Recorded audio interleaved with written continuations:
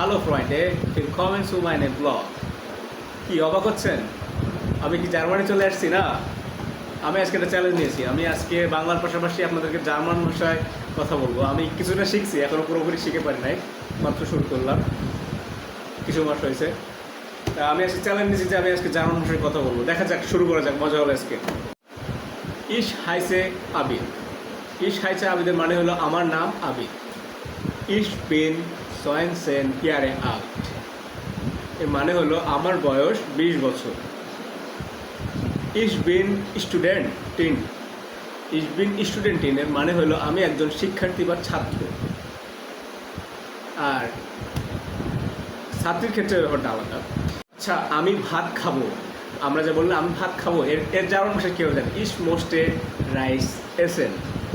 ইশ মোস্টে rice এসেন। Der Stau in Dhaka macht mich verrückt, এর মানে হলো যে ঢাকার যানজট আমাকে পাগল করে দেয়।